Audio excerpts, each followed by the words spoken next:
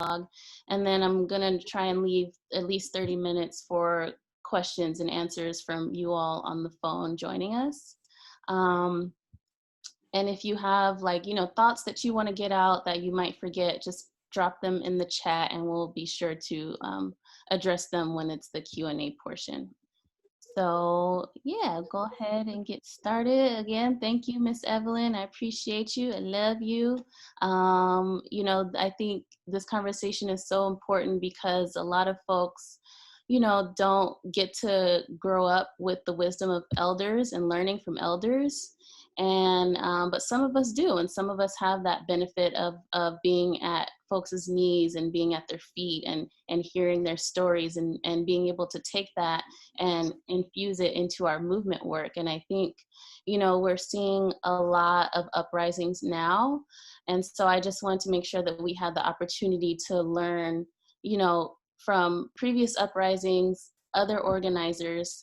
And I think you are like, the epitome and embodiment of somebody that we can learn from, because you haven't just been an activist. You've been a teacher, a farmer, a businesswoman, a social worker, a world traveler. Like, you have so much information and experience I think you can offer all of us. So I think my first question is, can you tell us, about where you grew up and the history of Africatown and the significance of Africatown? Because I think a lot of folks are not aware of that history. They're not aware of that region and why it's such like an important part of Black American history.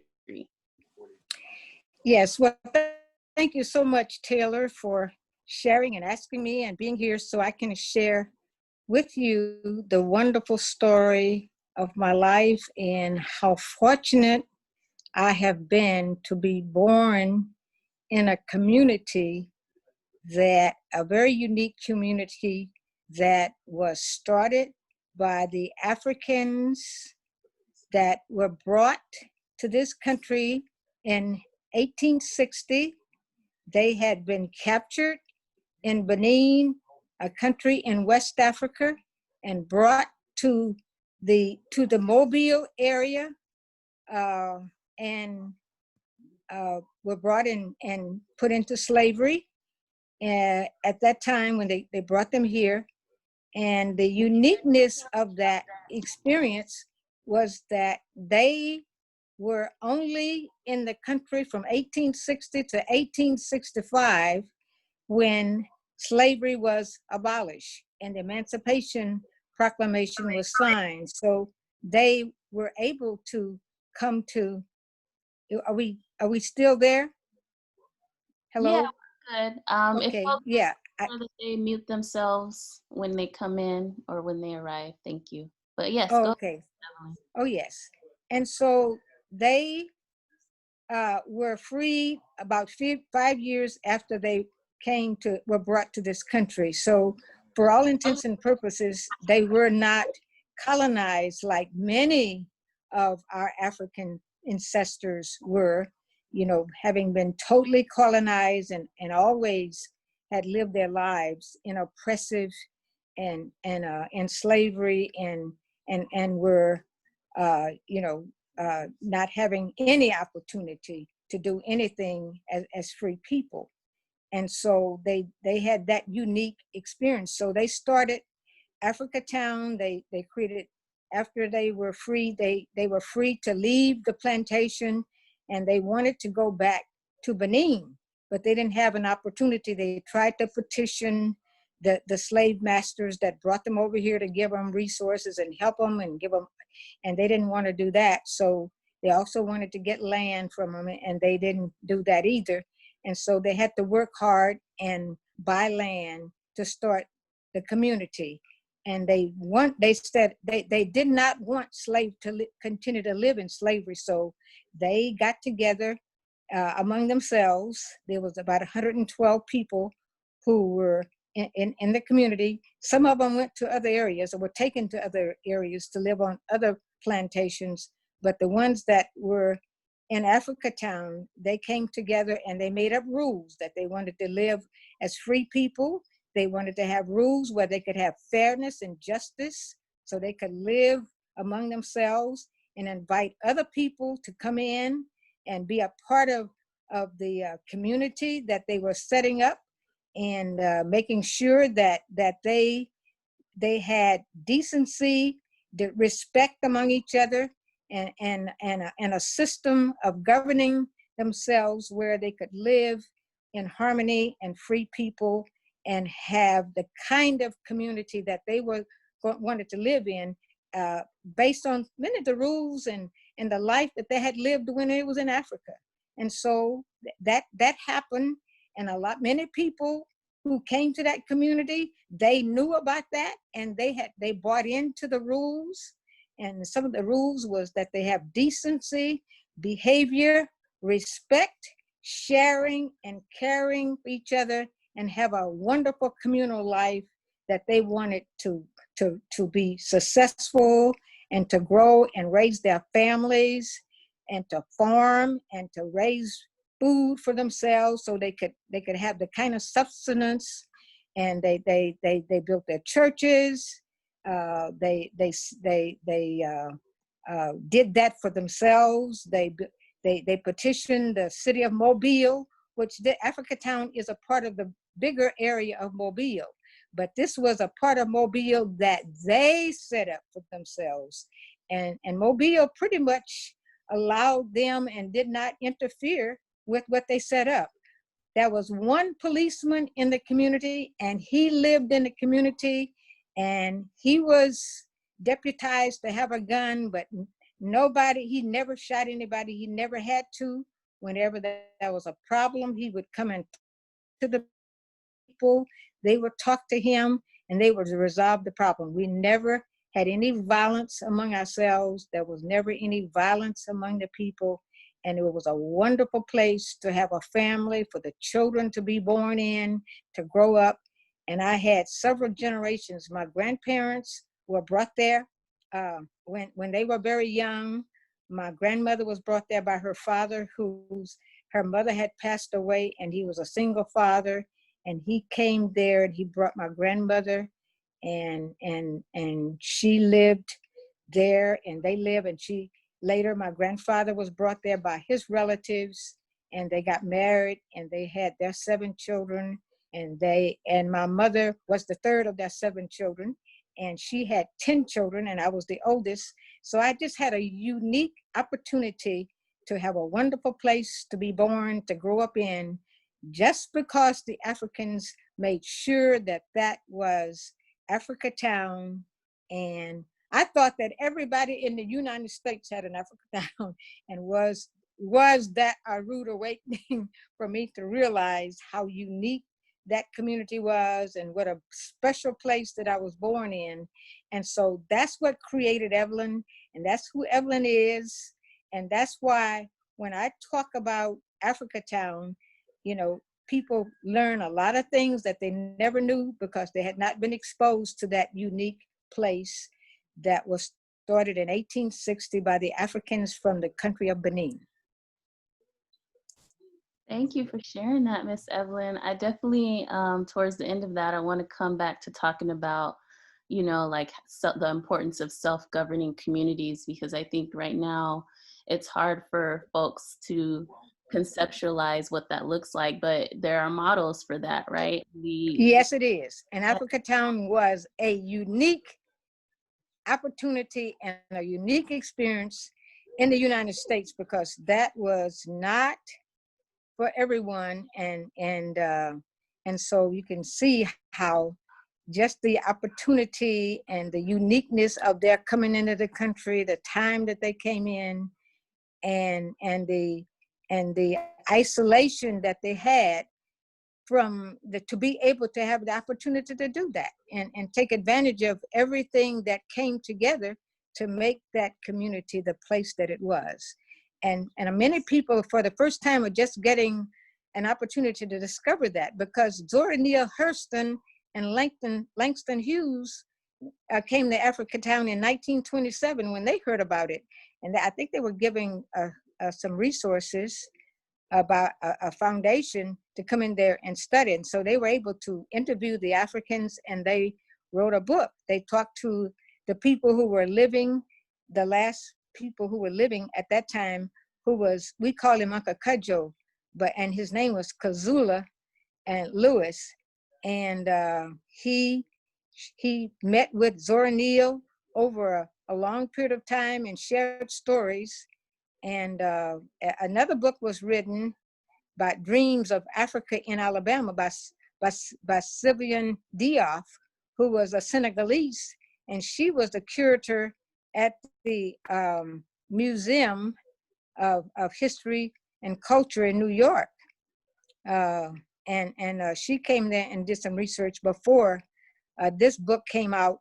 But this book was written in 1927 by Zora Neale Hurston, but it was only published in 2018 when it came out the first time.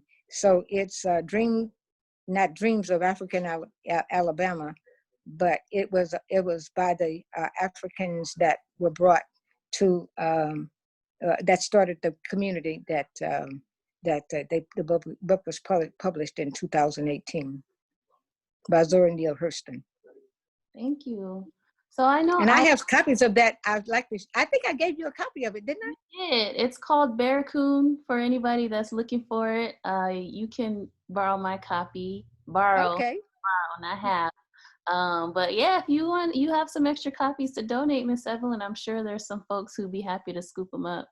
Okay. All right. Well, if I'll see if I have one at least, that I can share with somebody, and I can tell them where to get it if they want to go online and get it.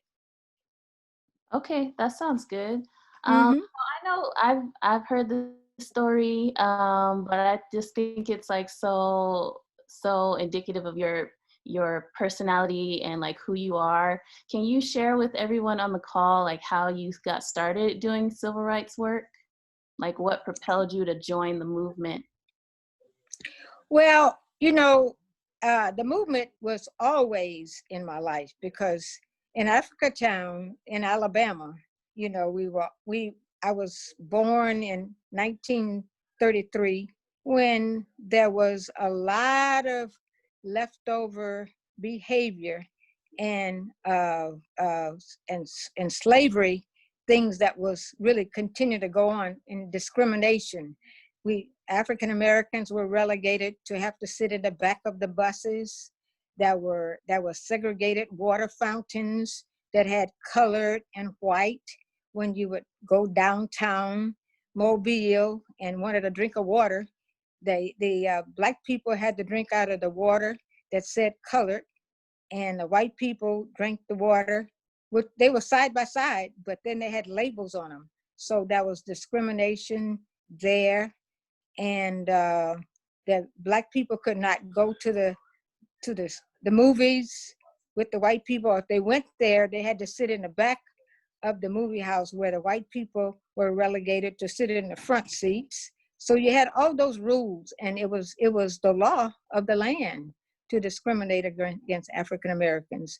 So we were just automatically excluded from certain things, and we were relegated and discriminated against. And because the white people made the rules, they had the power, they had the best of the best, and we were relegated to take the leftovers.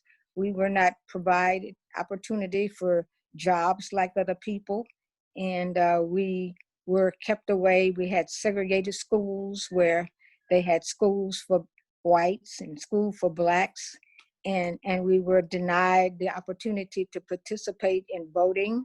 They discriminated against the African Americans there because of the laws.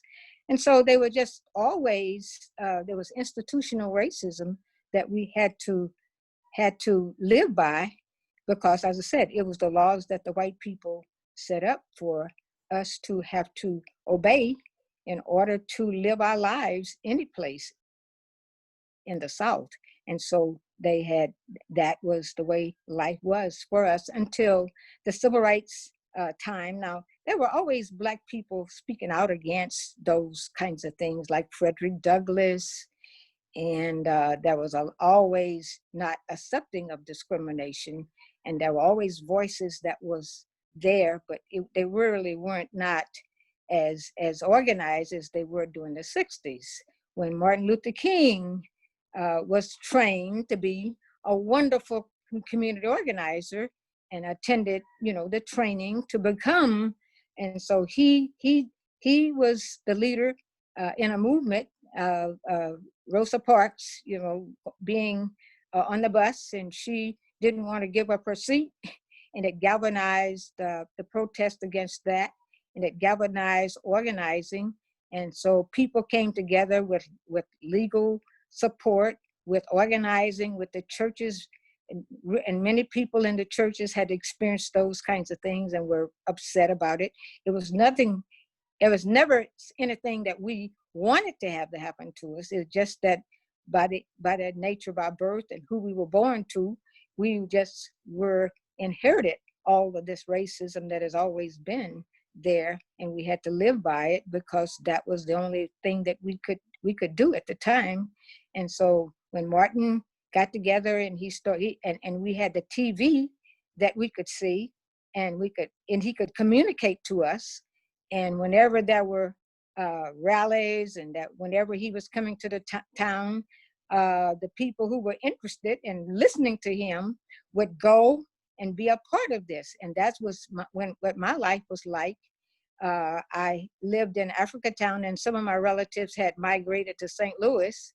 And so when Martin would come to St. Louis and have rallies at the ballparks, I went and I heard him, speaking to us, and he was saying things that we know was going on, but we didn't have a place where we could express and be a part of something that was bigger than our own separate voices. And so when he would come,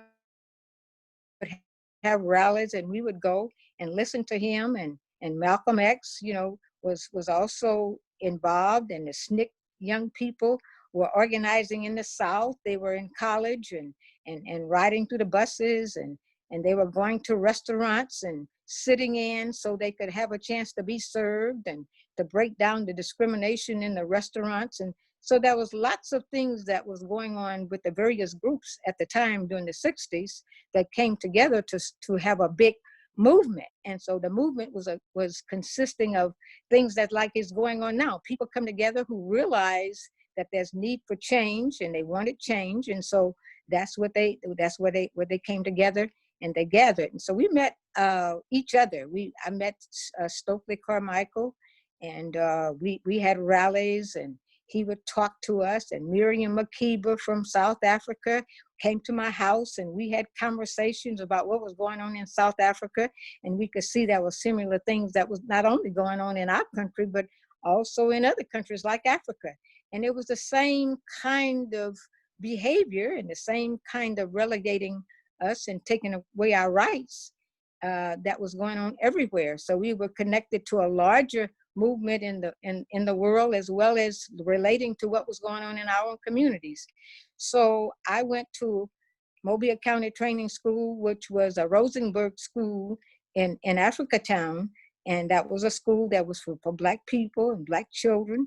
And it was a very good school because in addition to the money that was allocated for our school from the Board of Education of Mobile, the Rosenberg Foundation, which was organized by Sears and Roebuck to provide additional resources to for African Americans to get a better education. And with the money that we got from the Rosenberg Foundation, they provided instruments for us to play in the band. And I played a trumpet in the band at Mobile County Training School with some of that Rosenberg Foundation money.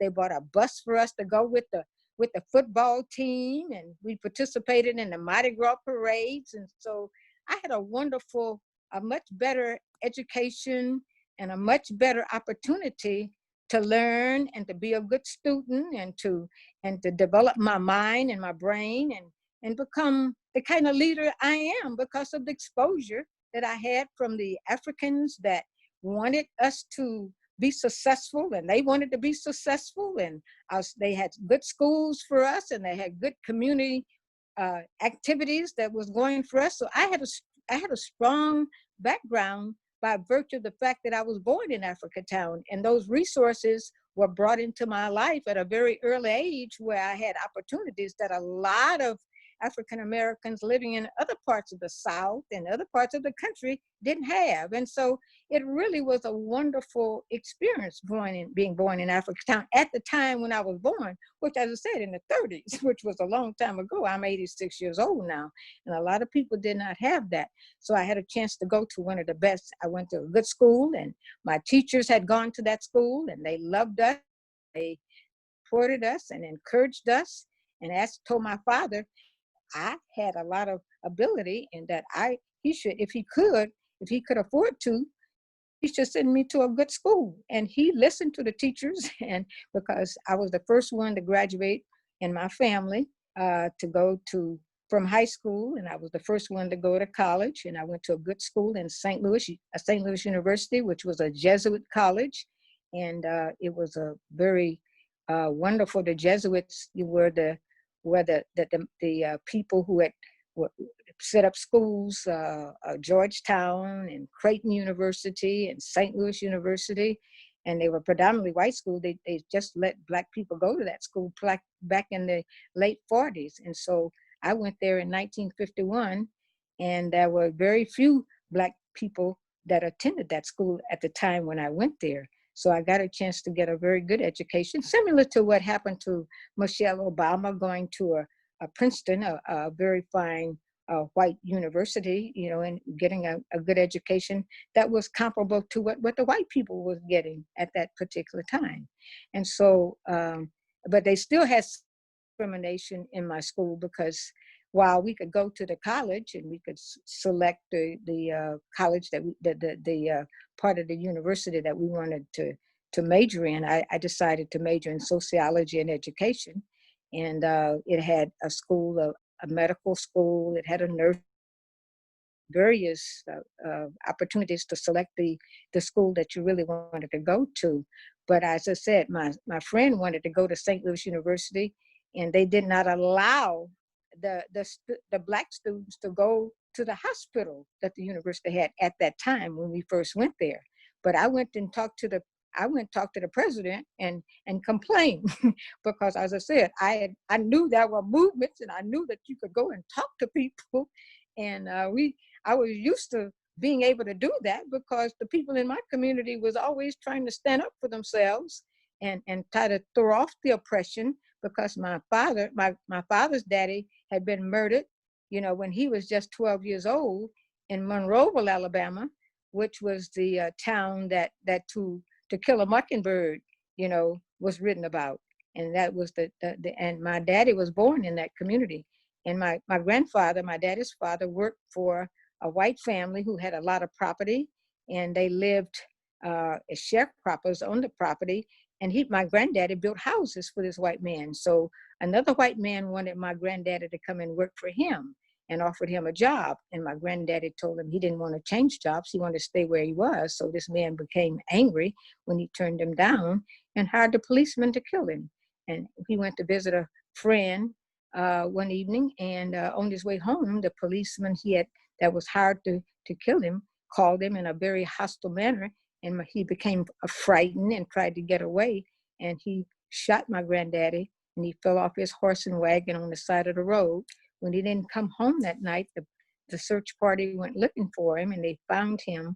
And I later, when we had a family reunion in that community, one of the persons who was in his 90s at that time was one of the persons who told me that was in the search party, and he was one of the first ones to see my granddaddy on the side of the road. So that was in 2004.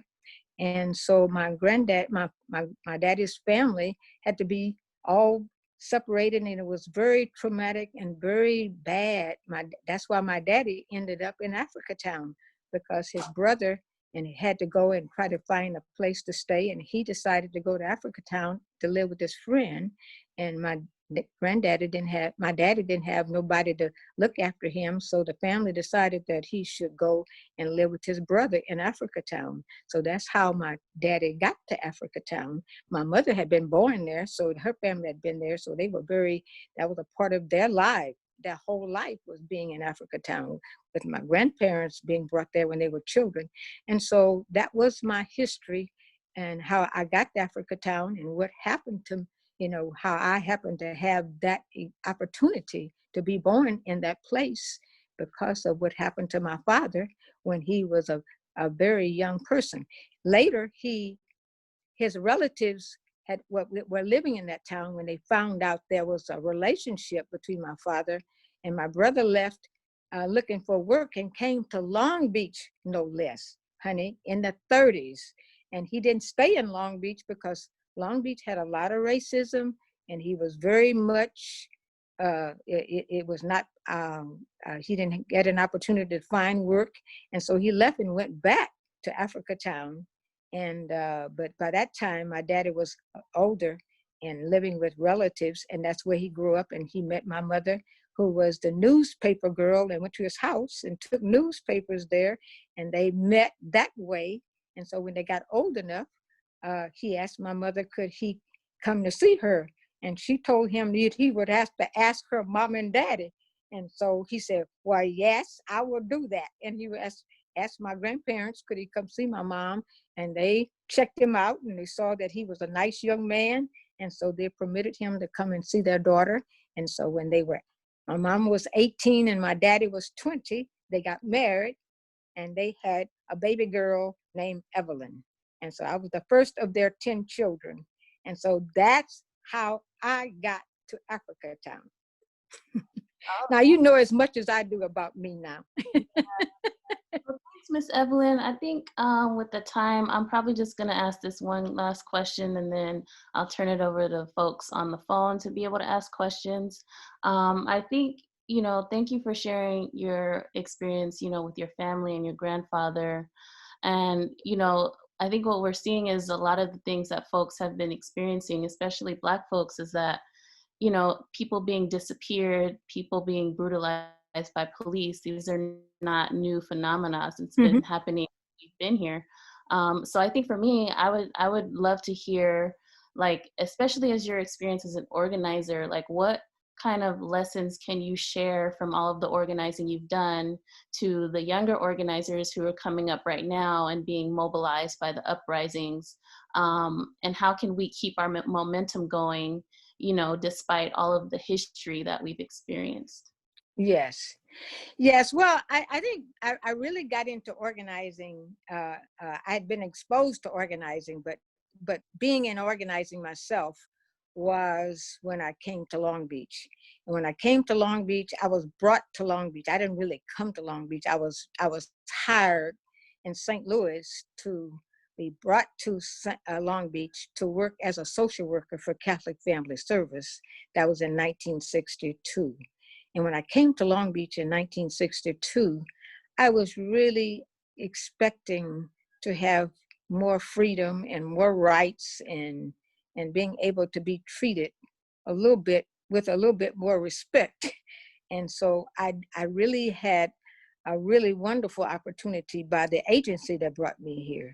They were the lady, one of the ladies that worked there, me and my sister drove into Long Beach on a Sunday evening in 1962, and but we didn't have no place to stay, and we found out that we could not rent a hotel room because they would not rent to Black people at that time, and there was discrimination, so we didn't have a place to stay. So I saw a young Black kid downtown Long Beach, and I asked him, where did he live? And he told me that he lived in the central area of Long Beach. And I asked him, would he take me to his parents' house so I could see if they had a place or they could recommend us a place to spend the night, because the agency had given me a raise and they told me they would help me find a place to stay. And so, but I came in and I didn't have a phone number for anybody when I came that Sunday. And I had the phone number of the office, and it was going to be that Monday. And so this young man, his mother found a room for me with a friend of hers, and me and my sister spent the night. And so the next morning we called the agency, and one of the social workers at the agency was expecting me because she had made a commitment to help me and me and my sister find a place to stay. And I called, and so she came over and picked us up, and she took us to her house in Bixby Knolls, and she told us not to worry about anything. We could stay at her house as long as we wanted to. And her name was Miss Edith Layton, and she was the grandmother of Sean Ashley, who was one of the principals at Poly High School, a very well-known young man who was very successful. And his grandmother was a wonderful person. And she was so kind and loving and became a mentor to me and shared with me and really made it possible for me to stay in Long Beach. Because I was very unhappy when I came and saw so much discrimination, because I live in St. Louis and we had made changes and I knew how to live a better life in St. Louis than I did in Long Beach. So anyway, but that support that she provided for us, and then over time, she finally found us a place to stay after about 2 or 3 months. And we found a very nice apartment in the community where the Black people live in the central area of Long Beach, because we were all relegated at that time to live in the central area, most African Americans in Long Beach. And pretty much you couldn't go buy houses or live in apartments outside of the central area for the most part, because we had to. And so I found other people who really shared my experiences and wanted to make Long Beach a better place. And so we decided to come together and organize ourselves and try to do things to make things better among ourselves, to make Long Beach a better place for us to live. And so we met in Ernie Priestley's house on Esther. He lived on Esther at that time, and he was interested in us organizing and come together. And Jim Wilson, who later became one of the persons who worked on the city council, he met, I think it was about 6 or 7 of us who really wanted to come together to make a difference in Long Beach. We wanted to organize, we wanted to bring services in the community to support our young people who had no place to go, and started, and also some of them were out of school and really weren't that interested because they didn't feel like they had the support that they needed. And so we started a tutorial program where later Ernie, we talked with the minister at St. John's Baptist Church on 10th and Olive, and he said we could have our little program where we could get volunteers to come and tutor the children and help them with the problems that they were having in school, and support them and help them to get little jobs and give them counseling so they can work and help themselves. And so we started the Long Beach Community Improvement League, and that really came together in 1964. And Ernie Priestley decided, and I paid the first 3 months, later, a new minister came to the church, and he didn't really want us to continue. He said he wanted to use the basement of his church for his little program that he wanted to get started. So we needed to have a place to stay and have our program to continue. So we saw an empty building at 2222 Olive, where the Long Beach Community Improvement League is now. That became the home office of the league. And I paid the first 3 months rent. I think it was only $50 or $75, something like that at the time, a month rent. Rent was very cheap at that time. And so, as I said, with my job, and I had a little savings, so I used that little money to get us started. And Ernie went up to LA and talked to Oprah Jones, who headed up the Economic Opportunity Program in Los Angeles that was working with people in LA, and asked her, would she make the league an outpost and provide us some additional resources so we could hire local people in the community to do outreach and to make us more successful at really helping our people in the central area of Long Beach to be successful. And so that was the birth of the Long Beach Community Improvement League in 1964. And so from that, we reached out and got involved with the university and got young people who were going to college, and they became volunteers. The teachers and the people who wanted to make things better, we started organizing. We started voting rights campaigns so we can change the laws. We got housing. We were able to open up housing, put initiative Proposition 14 on the ballot. So we outlawed discrimination in housing. And we met other people, some of the ministers then, some of the Catholic priests that wanted to do something about racism. We all came together and started working with each other and opening up opportunities. So that's really how we got started.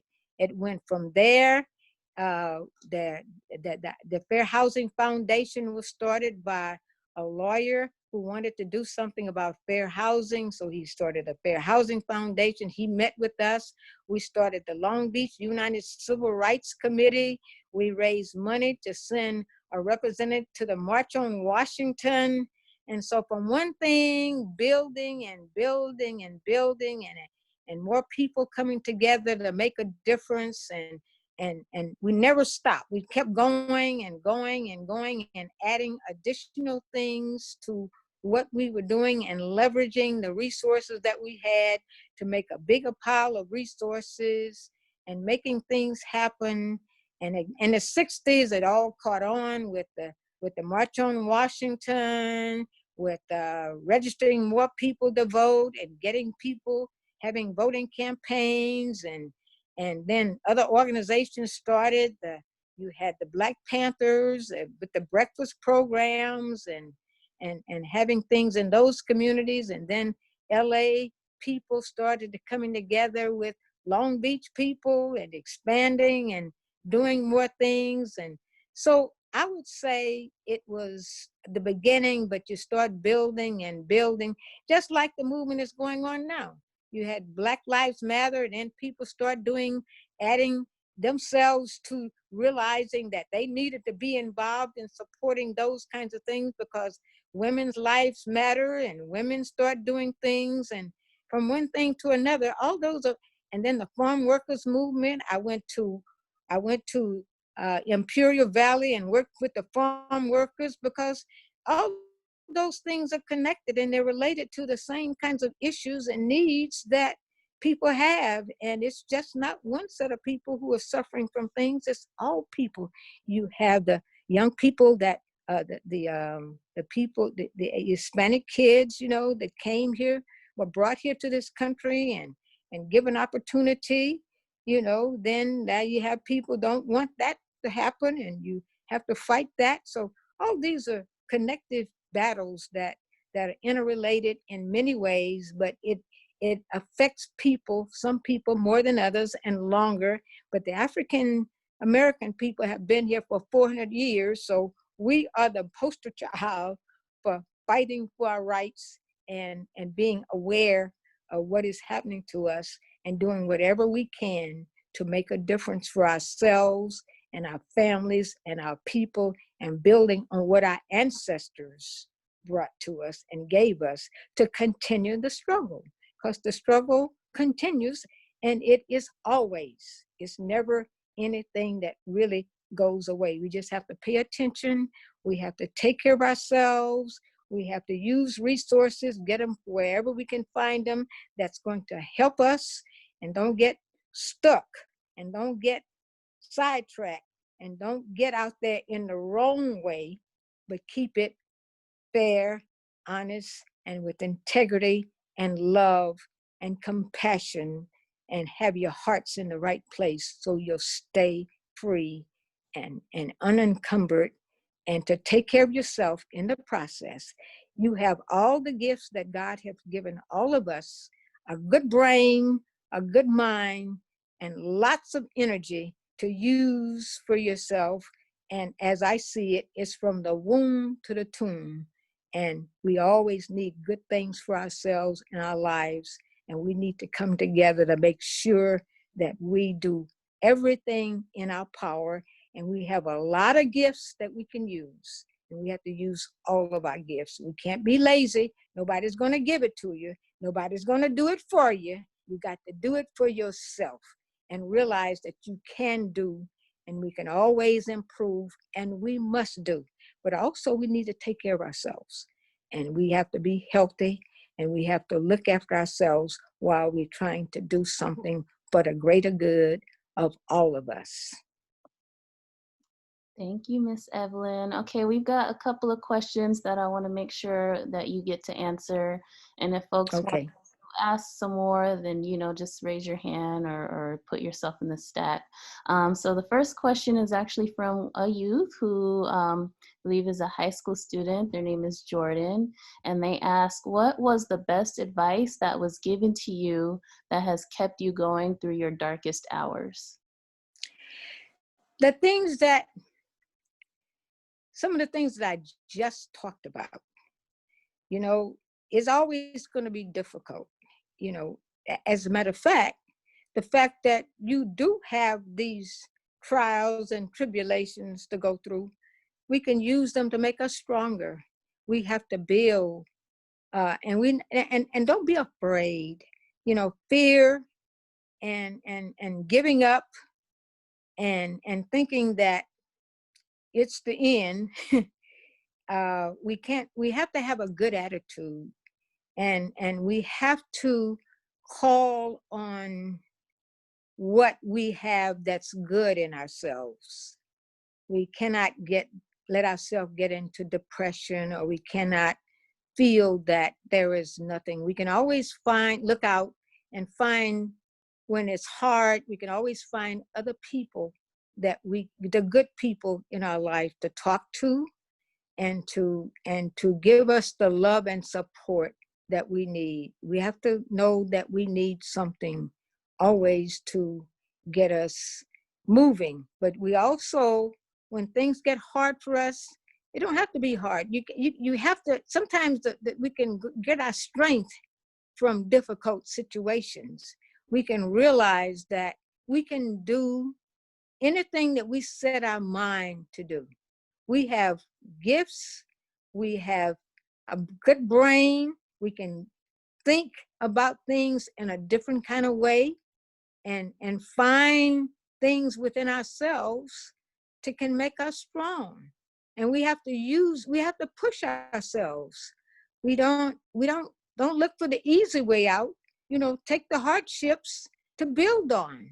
And those are things that we have in ourselves to call on when things get hard. I know I've had very difficult things. One time my car guy wrote, when I had just got my first job teaching in the county in an all-white school, because they wanted to integrate the school, and the people were very good to me at the school, and I wanted my job. But then I lost my car and I didn't have no way to get there. I walked those 2 miles until I got another car, you know, and I found a way to do that. I had not thought about walking 2 miles to go to my job, but I did that. And I found out I could walk. And then there was some kids that had to get to school, and they didn't live close to the school. And I walked with them and they walked with me. And it was really a wonderful experience, and a connection that we got with each other. And so then when I got my car back, I found, got a paycheck or two, I bought a new car. And so I was able to overcome that and keep my job. And I had that job for 3 years before I left to go to, and I left that job, and other people were brought there to my sister and my friend. They were able to get jobs at that all-white school in that all-white community after I was there, because the people liked what I did, and I opened it up, and other people had opportunity.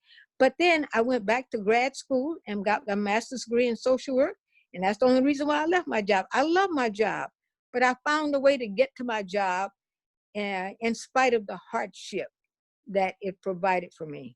And so I probably why I'm living now, because I had good exercise walking those 2 miles. And then later, for the last 20 years, I've been walking 2 miles just because I want to walk 2 miles to stay healthy. And I realized walking is good for me. And so maybe those 2 miles that I had to walk when I was in my 22 and 23-year-old, gave me the strength to be able to do what I do at 86.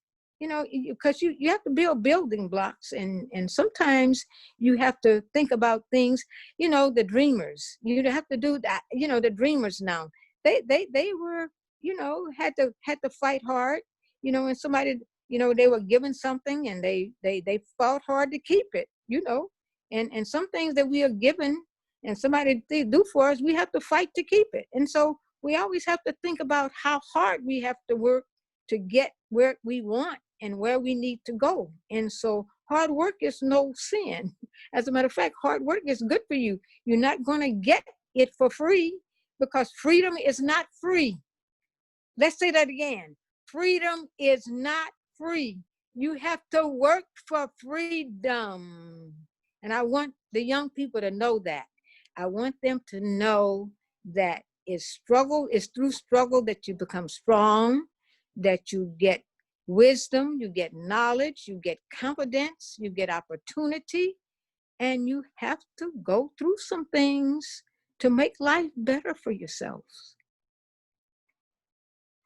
I wish I was able to tell you it's free, but it's not. And I'm not going to lie to you. Don't let nobody lie to you. You have to tell yourself the truth. You have to live your truth, and through truth, you will make yourself free, make yourself stronger, make yourself more powerful, and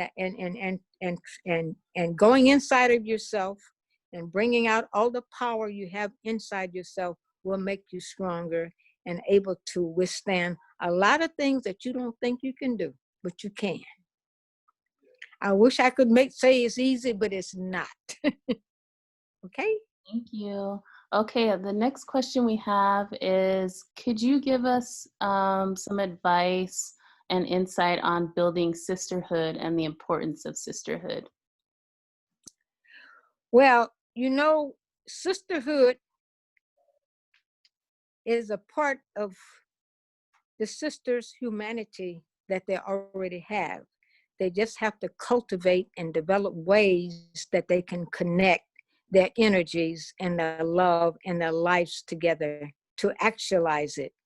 Many things are there. We have potential, but you have to actualize potential.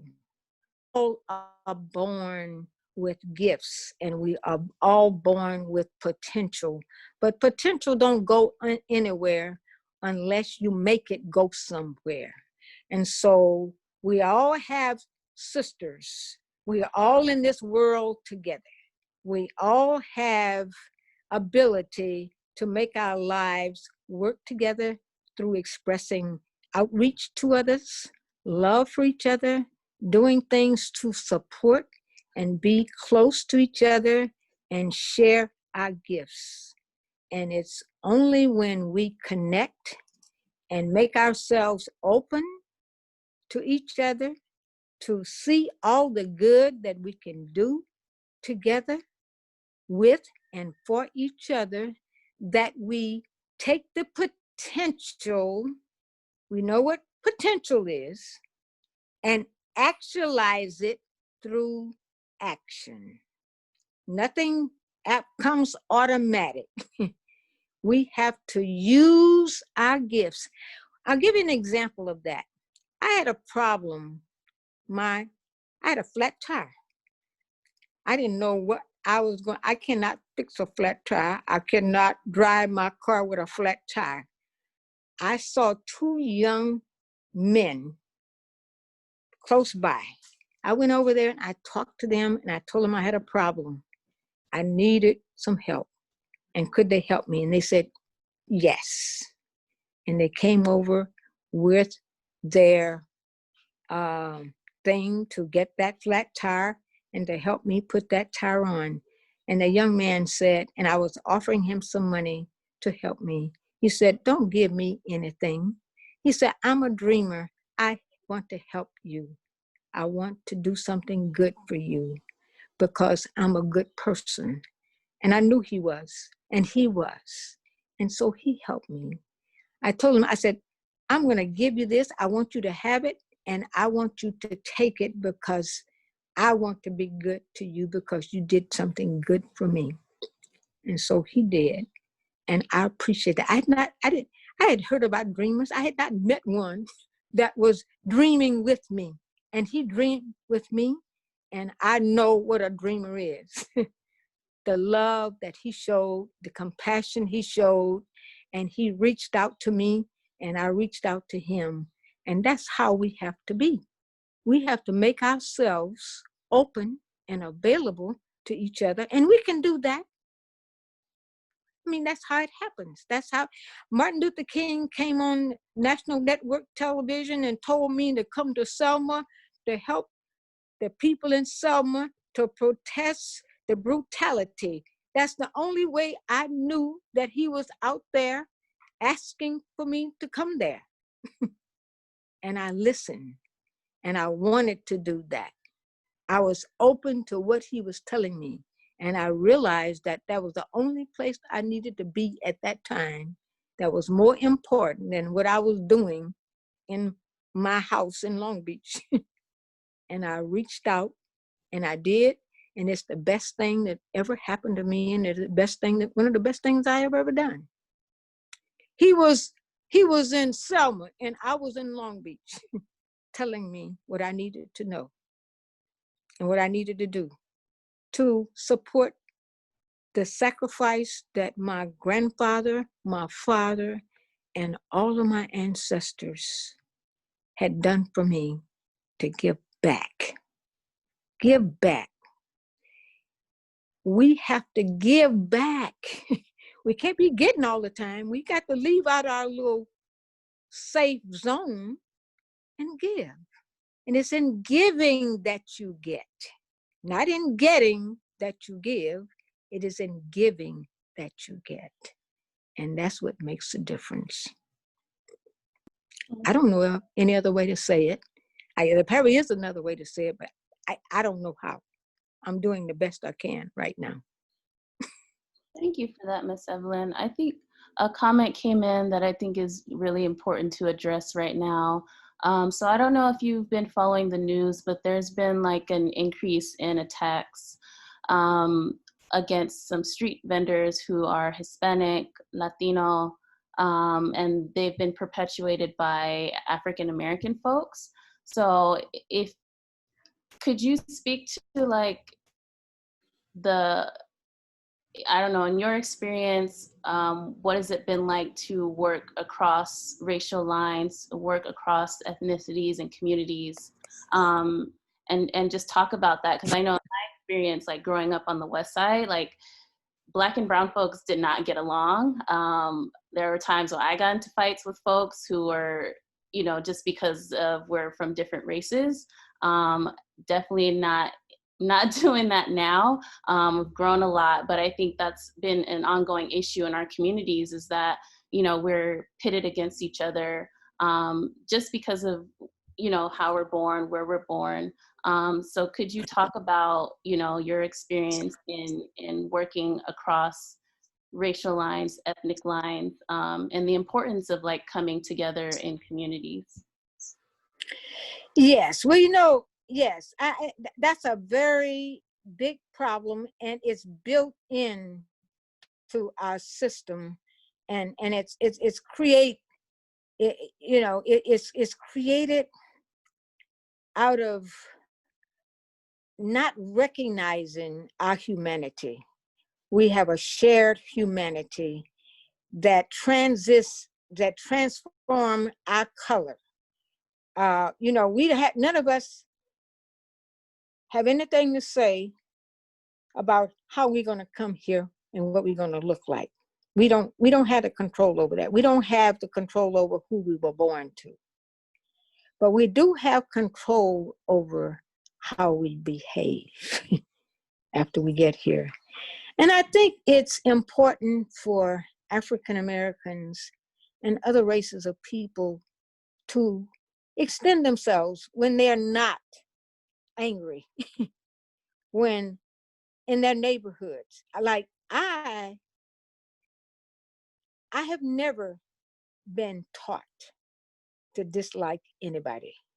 So it's easy for me to love all people and to respect them and see them for who they are. not all of us have had those same experiences. So I don't have all the answers for, and solutions, but what I have found, that when we reach out to other people who are in our community and who we have a shared uh, experience, and we respect each other to do things. And I know what you're saying. We have consciously and unconsciously created a lot of bias that has no basis. In fact, in all of us, I mean, a lot of people do it, but I haven't had, because I grew up in a community where people respected people. They were not, it was one white family in our community, and they were like we were. They were treated like we were treated, and we treated them like we were treated. So we didn't have that. We didn't have that. I don't have that problem in me. I worked with the Filipino migrant community. I went marching with the farm workers because I was asked, would I do that? And good things I want to do. And I don't know, I can't say, I think we have created this monster in ourselves that we don't need to have it. And as I said, I know it's there. I hear it. I see it. But I don't want it, so I don't let it come into my life. I mean, I don't. But I had a unique experience too. I wasn't raised to hate anybody. There was never any, and I was born in a unique community where we didn't have the problem. And I don't go looking for it, and maybe I do know you have to reach out to people with goodness in your heart. I have Hispanic people in my life. I have white people in my life. I have Black people in my life. And we see the goodness in each other, and that's what we cultivate with each other. Now, I don't know if that's get set we're talking about. I know there are things that's deeper because, we live in a competitive society where, but I also live in a in my block, there are all kind of folks, and we meet on the block clubs, and we invite the different people to come to that, and they do come. So I think I'm not sure you can get to people without having a relationship with them. I think you have to find a way to have a relationship with people to get beyond your biases. And I don't think there's any easy way to do that. But you have something going on now that you can use as a model. Oh, I'm sorry. This thing fell off, um, my out of my thing here. But look at what's going on in the wider society with the movement now. I see racists, working with each other, various, and what is bringing them together? I think it's a common bond that is bringing them together. I think is what the knowledge in the bigger society that people are listening to. Now, on a one-on-one, you yourself have are working with other ethnic groups, aren't you? Like the organizers, aren't the organizers the group that we had when we were training each other? I think to train community people of various groups to be organizers and to do good things for themselves in their communities is one way that we can establish bonds. I think organizing is the least common denominator for almost anything, pulling people together to deal with things that their shared problems and their shared opportunities. I know I see problems in the Filipino community that they are concerned about. And through organizing together and dealing with things across those lines have made a difference. I think organizing is the key to anything. Everything that the local people have in their neighborhoods, and the basic problems that they have with economics, with opportunity, with race and other stuff, you know. Yeah, I think it's important to name that, whoever the perpetrator is, if they're perpetrating violence, even if they look like us, that it's still important to condemn them, and stand up against that violence, right? What happened to the vendors is not okay. And I it's, would agree. I think we have to, the good people have to stand up to the bad people. I think that is important. That is important. And I think to get a support. So, but you also, when you go out there, you got to be prepared. You got to think about things and some effective strategies. And maybe maybe you can start by talking with those groups, kind of like one-on-one, the leadership, and try to have a conversation with people. Because we have that within our group itself. We have problems with each other, and I'm sure there are problems within all the groups with each other. You got to deal with that too, and see what that's about. I was at I don't I every time I meet with groups of black people, there's somebody in there that's disagreeing with somebody about something that is real and imagined. So I would suggest to people to get at the basis of that is to talk with the leadership, find out who is people are listening to, and find a way to talk to them and have a conversation. And sometimes you can cut down on a lot of things to have not just call people together just because you want to do that, but to talk to the people and find out what it is that is causing all this. Why are they so angry? What would make them happy? To be able to not do those bad things that they're doing to people. You know what I'm saying? I mean, I don't, that I I know I went to a meeting within the black community itself.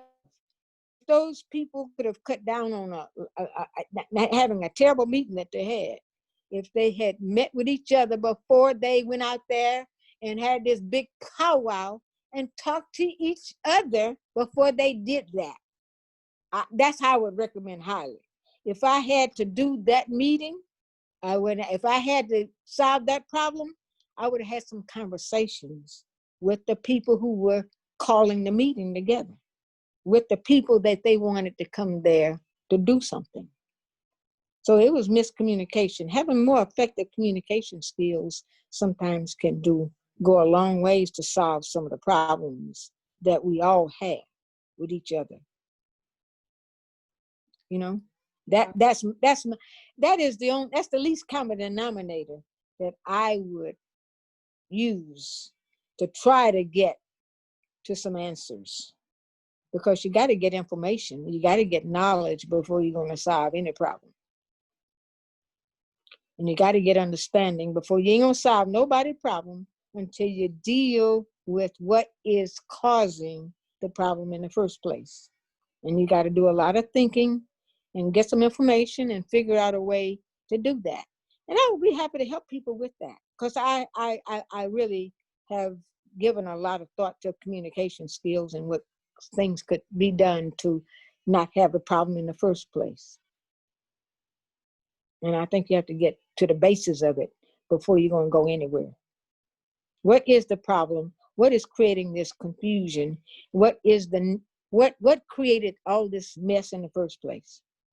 Because it's a mess. And you can't solve no mess with another mess. You can't. So you got to give some thought. And who are these people, and what are they doing, and what is the answer to the problem? And you got to define the problem before you're going to find a solution to it. Okay? That's my best That's what I have learned in my day, Okay. and that's what I try to do. Okay, I'm gonna pause and see if Joanna, are there any other questions from folks on the line?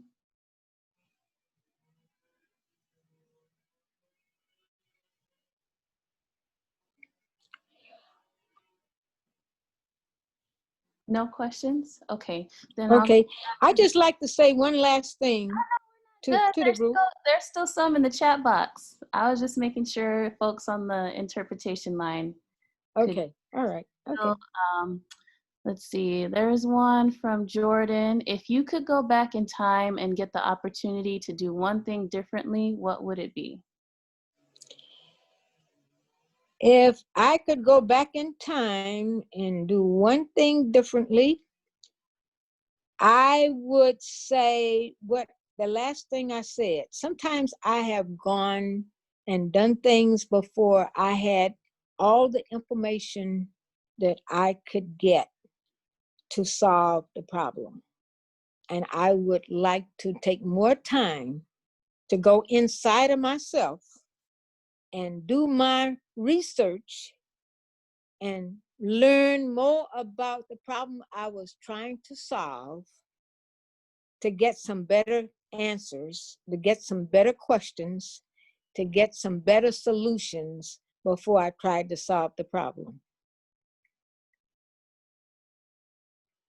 I think that the more knowledge, the more understanding, the Bible says, get wisdom and get knowledge, but in all thy getting, get understanding.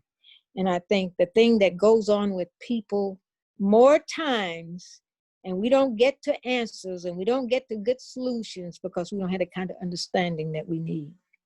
We don't talk to the people who can help us with better answers. We don't get the wisdom.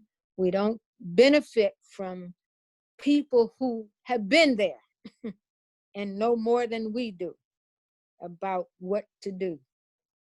Many times when we are young, we think we got all the answers. I thought I had some answers when I was younger that I found when I was older. I said, gee whiz, if we could get old first and then get young, then we would learn a lot of things to do. We could go back and not make those mistakes that we made. Some things we know when we old, we don't know when we young. And so that's why we need to use the old folks, and the old folks need to use the young people. Because there's things that young people know that old folks don't know, and there are things that old folks know that young people don't know. And if we can bring that together, we can have some much better solutions to all of our problems.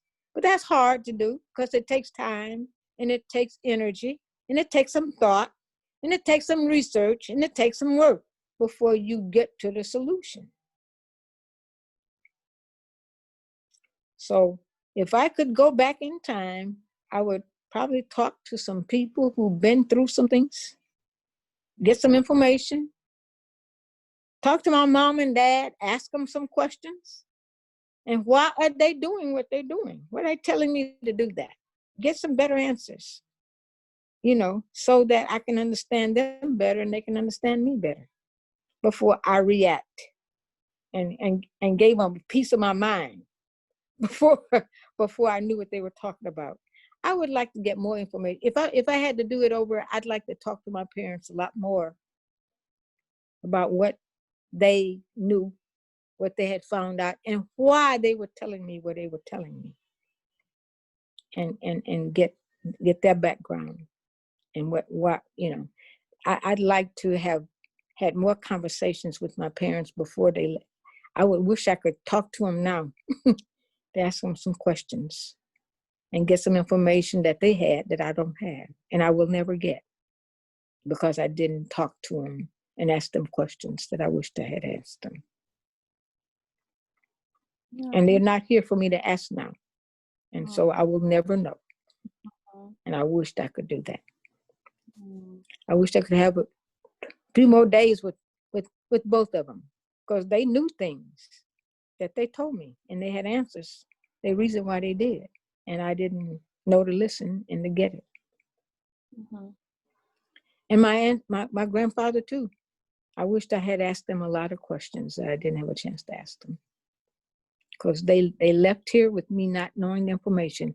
I would tell young people to talk to the people who have been through things in their life, that can give you insight to who they are and find out what made them the way they were. Okay? Does that make sense? I think so. We have another question, and if folks Not want, only your parents, that's all the older people who've been here a long time. They had a lot of things that had been through that we need to know. I'm sorry, I didn't mean to cut you off. Okay. no, no, All no. I right. was just going to ask this other question, and if folks have want to ask a question, you can ask a verbal question. There's one in the chat from Yumira. I'm sorry if I'm mispronouncing your name. And they said, can Miss Evelyn give advice on racism being taught and racism ideology in families? I guess, how do folks deal with their racist families? If you have any advice on that, or how to approach people who are racist in their families, and how to have conversations with them about racism. Yeah, that one is a very difficult one, because many times people, you get your racism through institutions. Racism is a very there are many crooks and turns to racism. Racism, people don't realize it, but it's a conscious thing that people have instituted and make institutionalized. So, and it's not without a purpose. Racism has a purpose, and the purpose is to relegate some people, a group of people, to a certain place in the society, so that the people who do these things can get benefit. So we have to understand racism, and it's a conscious system that is set up. It's nothing, all of these symbols that's created racism and keep it going because it serves a purpose. And the purpose of it is for some people to have to suffer and go through some things, for other people to benefit from that. So power and opportunity is not given and allowed equally to all people. And it's not set up to do that. And so it's built in. Racism is nothing that's accidental. It has purpose. And so first you got to define the problem and understand the purpose of it in order for it to be getting rid of. Because it's a bad thing for some people, it's a good thing for other people. You understand that? I mean, am I making sense? Yeah. And it's institutional in your society. So when we set up continue to have a flag in our society that symbolizes segregation and racism, and is there to perpetuate that, people fight against getting rid of that, because it will no longer provide what they want to benefit from that if you get rid of it.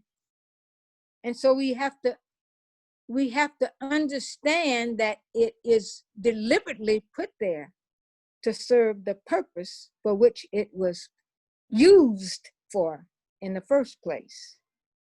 And so we have, and that's just why I said earlier, you got to define the problem.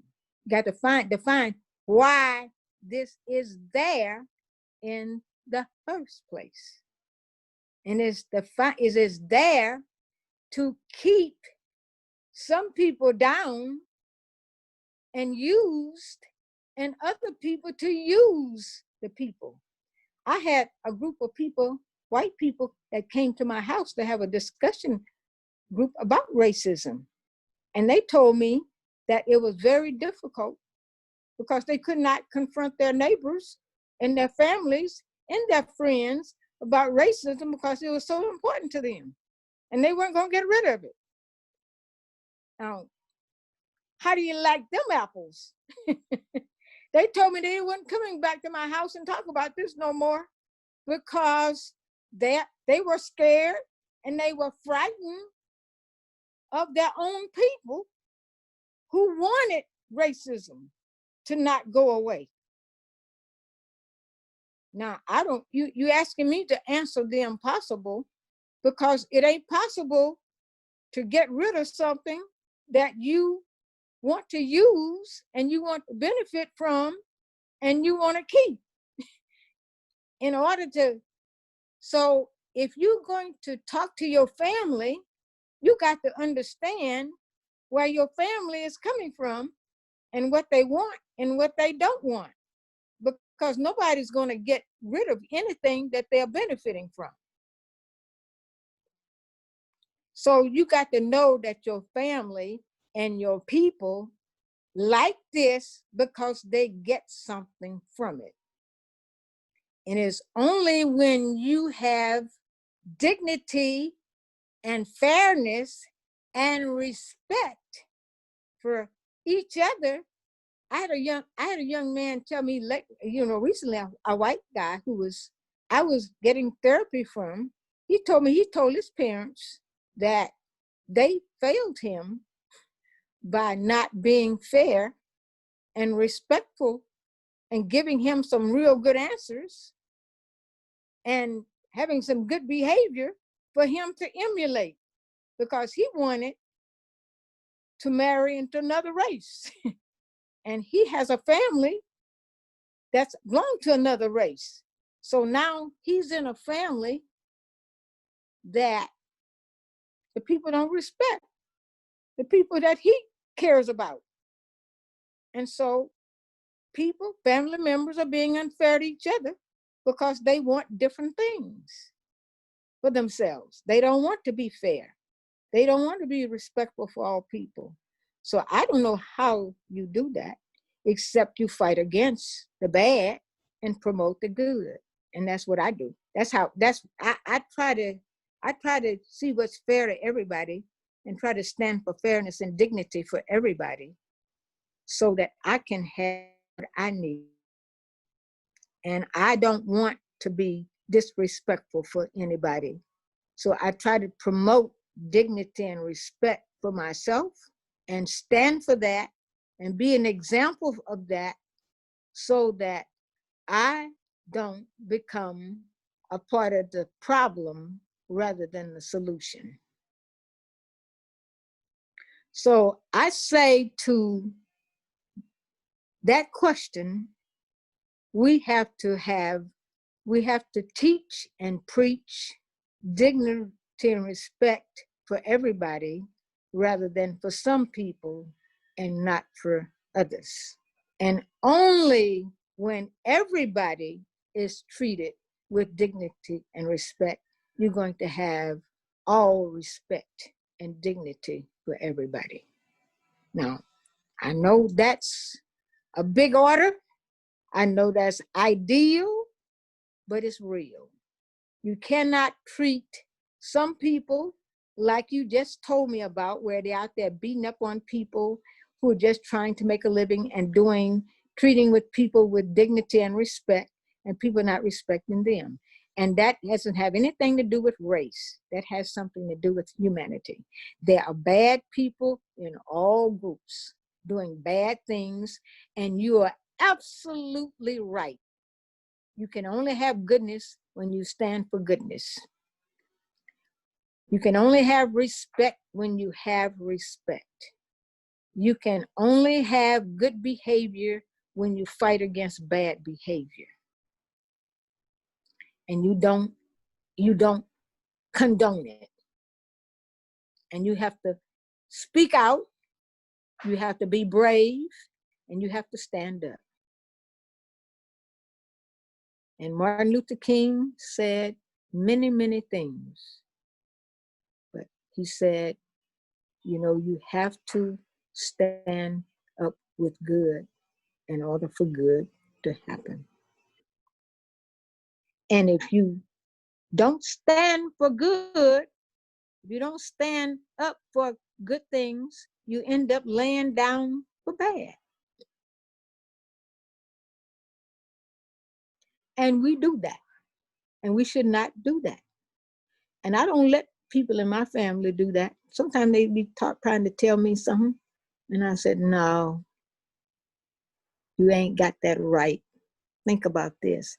Now they fight me. No, you don't agree. But then I prevail. I tell them. And then I find opportunity to tell them and show them that that ain't the way it is. Because they have bias. And their bias and prejudice is people use that because they want to make excuse for themselves. They don't want to act right because they're lazy sometimes. I have family members who lazy like every people have family members. They want to get everything for free. They don't want to work hard. They don't work as hard as I do. And I don't let that stop me because I'm doing it because it's who I am. And I enjoy that. They won't do what I do. But I give them information and knowledge. And I don't agree with them. I stand up against them because that's what I want to do. Because I want them to be better people. And we're not going to have good people until we have better people. We got some terrible people. Everybody got some. All of them. I mean, you know, hey, white people got some terrible people. Black people got some terrible people. Um, I heard a kid say the other day, "Oh yeah, my mama don't like black. She like white. She puts stuff on her skin to make her white." We know people who do that. We know people who prejudice. They prejudice against themselves and through each other. So naturally, they're gonna take it to other folks if they got it. So we got to try to be better people, honey. And we can only be better people if we make ourselves better and do better things. And that's our responsibility. That is your responsibility, to make yourself the best person you can be. And then you can only make other people good when you make yourself good. That's what I found out. And you can best tell yourself what to do before you can tell anybody else what to do. Because you're the only one that's gonna really listen to you. And that have the power to do those things over you. And you wake up other people to do the same thing when you serve as a good example. I don't have any easy answers. Most of the answers have, they have ups and good sides and not so good, but they have good ends when you can actualize it and make your behavior a more perfect behavior and a more perfect union that we need to work on for all of us. A more perfect country, a more perfect place to live. When we all take our responsibility, then we're going to be better people. And responsibility is what we have to work on. Always be responsible and not trying to find the easy way out, because ain't no easy ways. All this stuff is tough stuff and it's hard. And we all have to change. And change is the only way you make change. And the change is inside of us. The change we want to find in other people is the change we have to find in ourselves. Okay, thank you so much, Miss Evelyn. Well, we weren't planning to go this long, but I guess we'll just keep going until 2. So and we got to keep going until we change. That's how it go, baby. It ain't just a day, it's tomorrow, the next day, and it's forever. This journey is a lifelong journey. So let's make up our minds that the struggle continues every day, all days, always, with all people doing their very best. But the change that we have to make is inside of all of us. It's not outside. We're always looking outside. We got to look inside. I don't care what color you are, it's the same for everybody. Because the problem is the same for everybody. And ain't nobody going to be free until we all are free. Ain't nobody going to have goodness until we can all share in the goodness that we create together.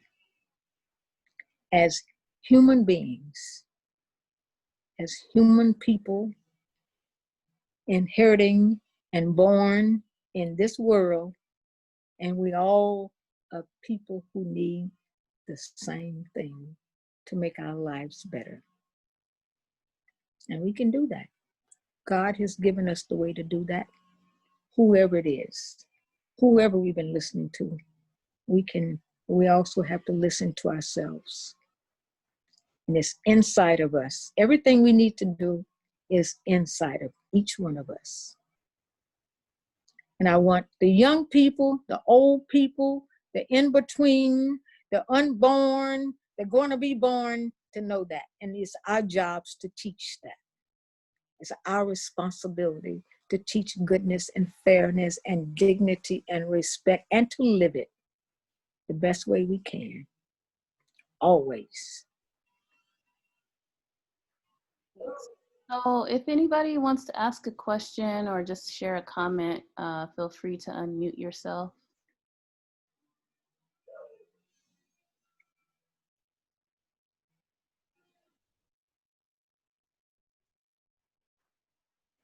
Nobody? Nobody, really? Did they get it? Oh, I see Tiff raised her hand. Go ahead, Tiff. I would just like to thank Miss Evelyn for sharing with us. I had to turn off my camera a few times because I didn't want to cry in front of everybody.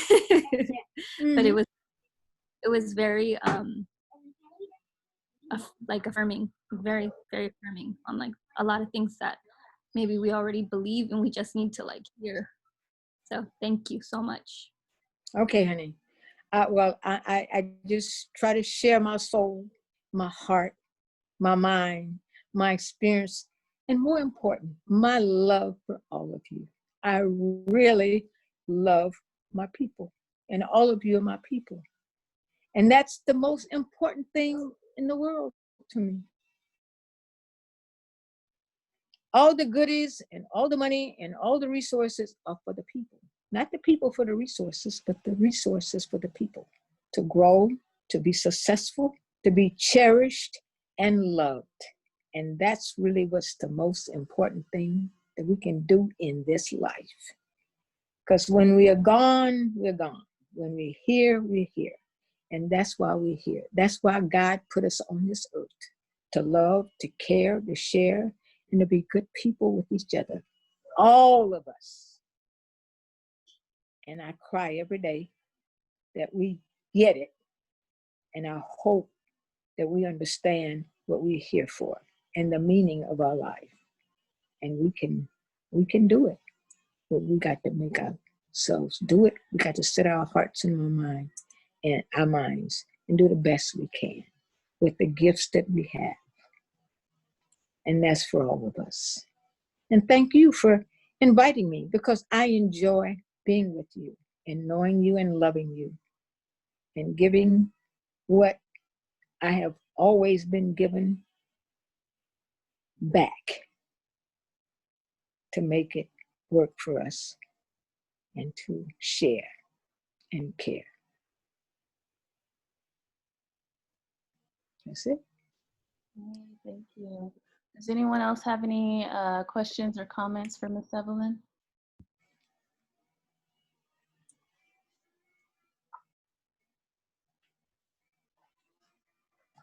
If not, I have a whole bunch of questions that I didn't get to. What are Miss Evelyn, what are your thoughts on, the conversations around violence and nonviolence? Do you have an opinion on that? Because I remember you telling me, about your guns, And I was like, ooh, okay. Yeah. Yeah, well, you know, those were things for only for protection or symbols. I never have used them. I don't intend to, but they're there just because they're there.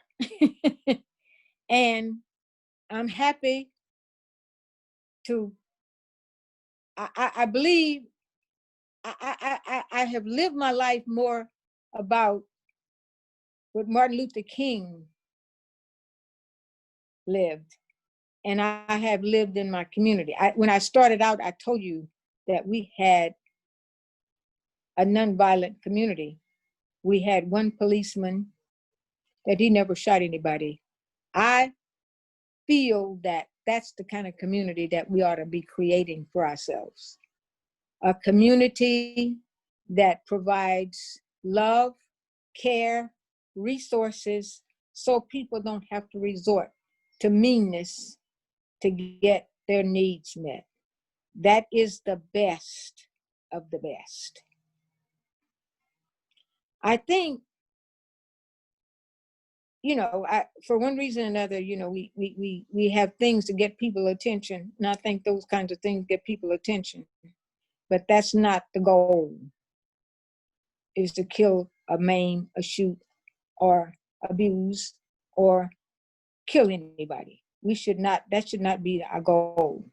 Our goal should be is the building a society that people are treated fairly, with justice and respect, and there's not motivation for violence. So we need to cut down as many things as we can, so we will not be violent people, because that's not necessary and it's not an option for people to live.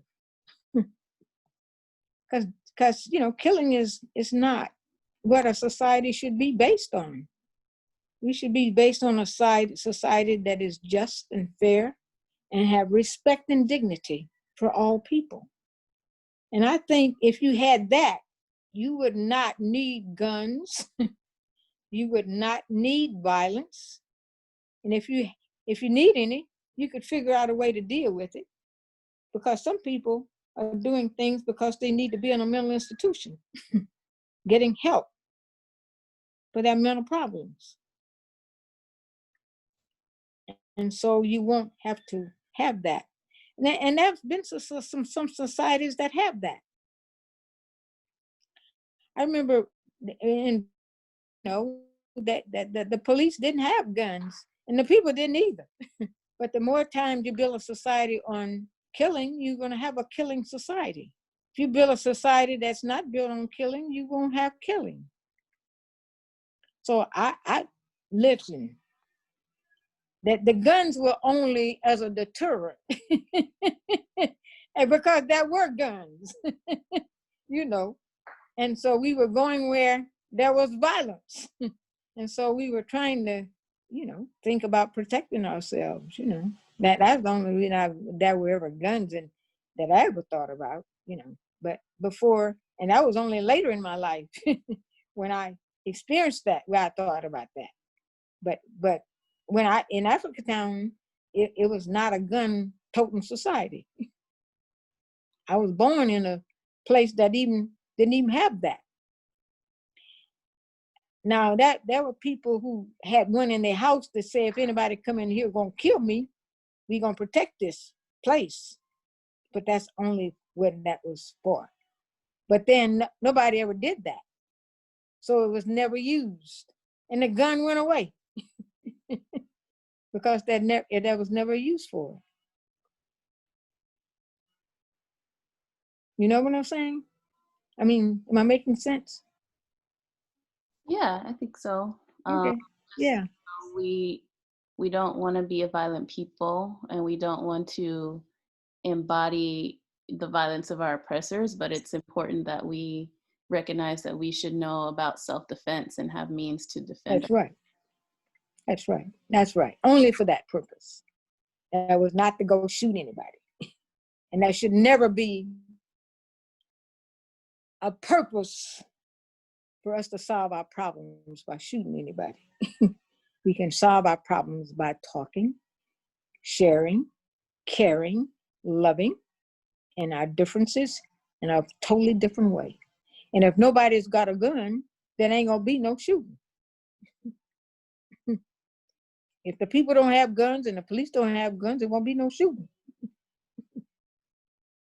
And so we got to get rid of that and I think we need to deal with war too. We need to deal with everything that is violent and have peaceful ways of doing things. And we can do that if we set up our society that way. The only reason why we set up the society to kill each other and for brothers and sisters to kill each other from one part of the country and the other part of the country and civil and all that stuff, that's not necessary. We create that because we create a society that does that. And there's a reason for that. They build that into the society itself. And you can build societies without that. And we ought to use our brains and our gifts and our hearts and our minds and our souls to create a better world, that we don't need that. And we only can do that by not wanting to abuse each other to get what we want. Okay? We ought to have sense enough to do that. Otherwise, we have flunked how God made us.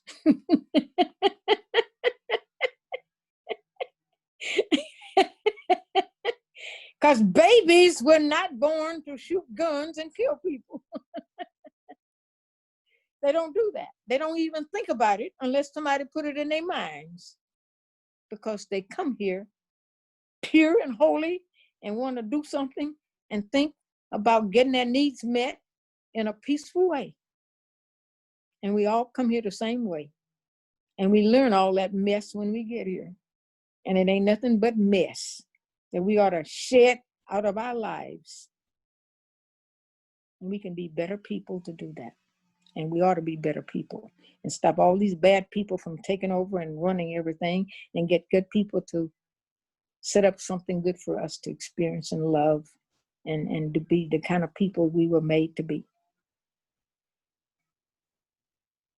Okay. Thank you. Does anyone else? And I'm counting on my young people to do that. I'm counting on you. The new ones, until we get to a group that can do that. Okay? And to be better people. And I'm looking forward to having that in this life and in my next life. Okay? And how many lives it takes for us to get there, we need to use it to get there. But we're going to start now and go forward. Thank you. Does anyone else have any questions or comments? And I just say Black lives matter. All lives matter. And we ought to work on a plan so we have all of our lives mattering and we all matter together. And get there. But we got a lot of work to do because we have built up something now that we got to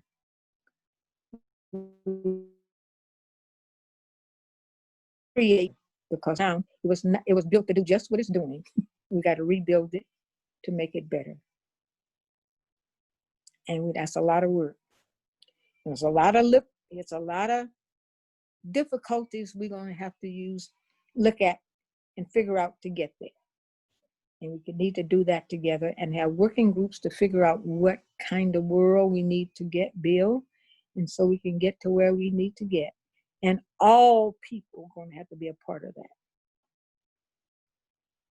Because all people are in this, and all people have to be in that too.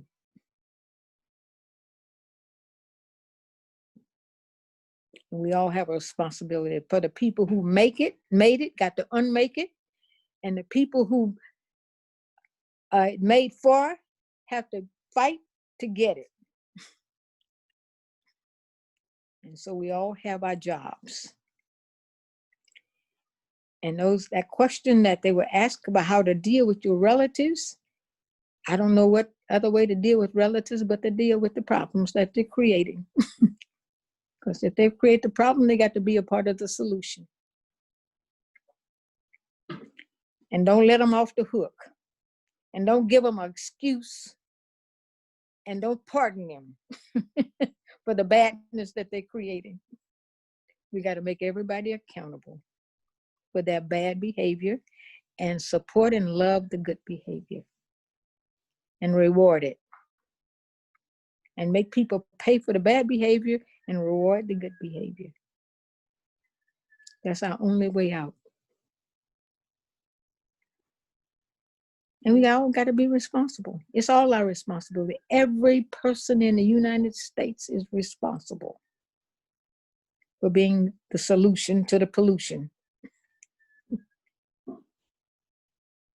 And I mean all pollution. The violence is pollution. The pollution is pollution, that we, whatever we call it. We can call it by any other name, is just as bad. They say a rose by any other name is just as sweet. Bad behavior by any other name is bad behavior. We got to be truthful to ourselves and to each other. And don't let nobody off the hook if they're creating problems. And we got to stand up and be counted and be responsible and not finger point, but go inside and come outside with the solutions. Because when you point a finger at somebody, there's 3 fingers and a thumb coming back to you. Try it. Okay? And not forget that. Don't forget that. Thank you. Does anyone else have any questions or comments for Miss Evelyn? A lot of comments came in on the chat box, thanking you for your time, your wisdom. Definitely welcome folks if they want to have a question or comment to unmute themselves and ask it. What I'd like to say to you, Taylor, any of the young people have any additional questions or anything they want to share with me or get from me beyond this conversation, and they want to think about it, they can share it with you, and you can share with me, and we can have other dialogue, sharing and caring opportunities for us to continue, because you don't do it all in one session. This is a life journey that we are all on, and it's not going to be solved overnight. It's going to, some of the answers we got to get, and you have beautiful young people with great minds and great opportunities to make a difference and to do things that make their lives better and better for other people too. And so we have to work on that. And so anything I can do and be supportive of them and you to get to some better ways of living and doing wonderful things in our lives, that's what I want to do. And I'm here for you. Okay? Yeah. Just know that. Just know that. If folks want to follow up with Miss Evelyn, just hit me up offline and I'm happy to share her contact information with you. Mm-hmm. Okay. We can have many sessions, and when life get better for us, we can come together and see and love each other. We can do that too in the future if I'm still here. Okay? Thank you, Miss Evelyn. Are there any other questions or comments? Folks will want to unmute themselves. Hi, my name is Angelina. I just want to say thank you to Miss Evelyn. I'm one of the teens that have been seeing everything go down recently with the movement, and I have been trying to educate my family with everything on the news, especially because in the Latino community, there's always been racism living there. It's always been there, and the way the news outlets have been showing what's going on, it kind of does make our parents think different, and they're not seeing why, and they don't see it as a good way. And I have been trying to educate my mother, and my older siblings they're very supportive with what's going on in the movement. And I really loved hearing the way you were talking about how when you were smaller and how you saw everything about your parents and the African town. It was really nice hearing that, and it was different because I never heard about the town until I learned it on here in the Zoom meeting. And I look up to you. You're a very great role model, and it was really nice hearing what you had to say today. And yeah, thank you for letting me be in the Zoom meeting. You're welcome, honey. It was my pleasure. And you're, as I shared with you, those gifts and that loving place and my experiences and what they shared and how they cared. And I'm happy to have had that to share with you. I've had, I met people in the various communities, the Hispanic community, the Filipino community, and I found that there were wonderful people in those communities with Cesar Chavez and his struggle. And I went to march in Imperial Valley to support the farm workers movement. I met Dolores Huerta, who teamed up with Cesar Chavez to start the farm workers movement. She's a wonderful person. I met her in Selma, Alabama. And when we had the 50th anniversary of the Selma March, and me and her took a picture together, we shared, and I met her, to talk to her and to love her. And I saw the Hispanic young people, the Mexican kids in Selma marching and supporting the movement and being loving and caring, just like the young people there, just like the young Black people did during the 60s. And it was just a wonderful experience seeing and knowing that the people of like minds can work together, can do things, can share and fight and be on the same playing field with each other when they have their hearts and minds in the same place, and the caring spirit that makes us move forward. And we also got to know that that's going on too.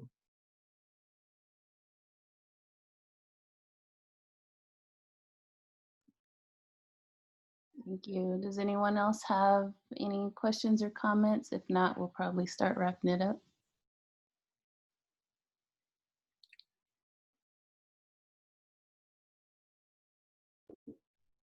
Folks in the chat thanking you, Miss Evelyn, for sharing your gifts. Okay. I definitely want to say thank you. You've been a mentor to me for many years now. And I know that I can always call on you for advice. I can call on you for some laughs. Yes. Just to share in some good times. So I definitely appreciate taking this time, and I hope we can get together soon. I hope we can, and you stay safe, because Thank you. Thank you so much. I appreciate your love and support, and you mean so much to me too. And it gives my heart joy to see your beautiful face and to share this ongoing love and relationship. And it's wonderful to see you doing what you do with the young people. And I'm very happy. It makes me happy to do this and to see the struggle continues. And as I said, I always want young people to be doing all kinds of things to make their lives better and to be successful and to be happy and do meaningful things that can make life better for you and other people. And that's really what it's all about. Thank you, Miss Evelyn. I love you very much. So this is being recorded, and we will post it somewhere at some point. I'm not sure. We didn't figure that out, but it's gonna all get right. Yeah, you'll do that. You'll do that. And I'll send you a copy, Okay. I appreciate that. Thank you. Thank you so much. Time. I hope y'all have a good rest of your day and good weekend. And yes. and much love and success with your families, and opening them up to the possibilities. And don't give up. just keep struggling with that struggle, because they're part of you and you're part of them, and you'll figure out a way, and they'll figure out some things that can make some changes, some meaningful changes that come when you sometimes don't even expect it. Sometimes we can get some nice surprises from people that we interact with and that we have that's kin to us, that kind of open up, and some things will happen in their lives that make them understand things that they don't understand at this juncture. Thank you, Miss Evelyn. Sure. You take care.